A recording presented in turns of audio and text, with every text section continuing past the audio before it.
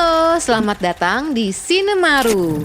Kali ini aku mau share film Akira Kurosawa yang settingnya modern, yaitu The Bad Sleep Well.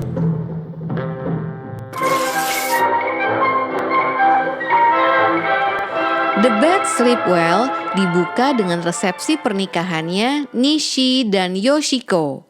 Yoshiko adalah anak dari Iwabuchi, vice presidennya perusahaan pengembangan lahan negara.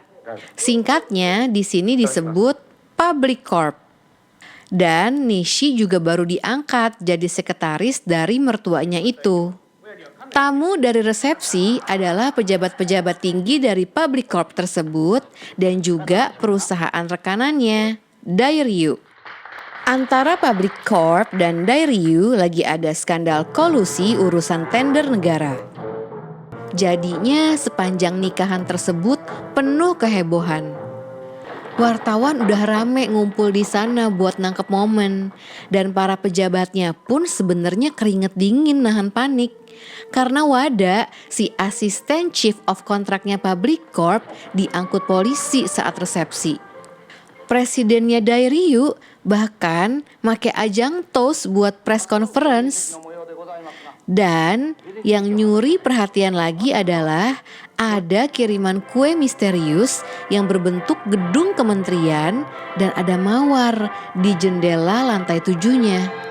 Hal ini ngingetin ke kejadian di masa lalu di mana ada pejabat yang bernama Furuya loncat dari jendela tersebut untuk bunuh diri. Hari berlalu dan penyelidikan polisi soal kolusi makin gencar. Miura, eksekutif dari Dairyu, juga sempat ditangkap untuk diinterogasi. Tapi gak lama, polisi berstrategi buat melepas Miura dan Wada untuk menjebak mereka. Rencana tersebut backfired karena kedua orang tersebut malah langsung bunuh diri. Paling gak, itu yang diduga publik soal Wada. Tapi Wada sebenarnya masih hidup dan disembunyikan oleh Nishi.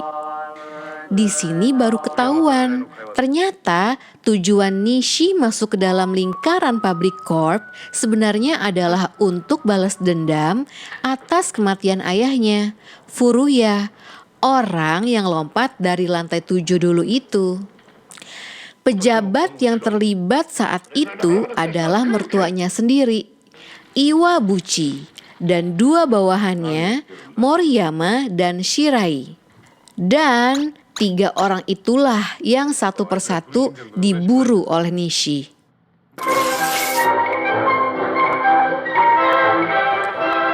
Santer banget di film ini soal kebencian sama pejabat negaranya. Tapi juga ngegambarin kalau mereka itu kuat banget. Jadi meskipun kita udah pakai cara yang ekstrim pun, kemungkinan buat menang ngelawan mereka tetap kecil.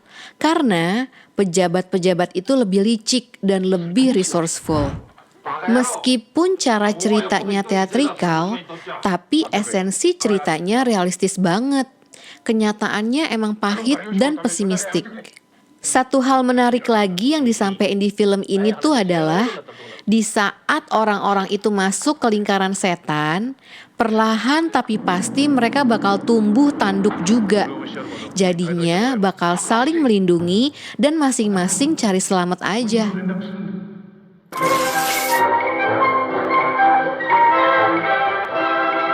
Film Akira Kurosawa yang settingnya modern dan crime thriller juga ada lagi. Dan ini film favoritku, yaitu High and Low. Kalau The Bad Sleep Well itu lebih Shakespearean, High and Low itu lebih ke polis prosedural. Soal pengusaha sepatu bernama Gondo yang lagi di tengah perang dingin dengan para eksekutif perusahaannya karena ada perbedaan prinsip. Di saat bersamaan dia harus berurusan sama kasus penculikan. Jadi si penculik sebenarnya bertujuan untuk nyulik anaknya Gondo. Tapi karena gegabah yang keculik justru anak supirnya Gondo. Keren banget sih film ini, karena meskipun seolah-olah thriller, tapi sebenarnya juga cerita soal gap antara kelas sosial di masyarakat. Oke, sesama movie lovers, thank you so much for watching. Jangan lupa like dan subscribe ya. Sampai ketemu di episode berikutnya hanya di Sinemaru. Bye-bye.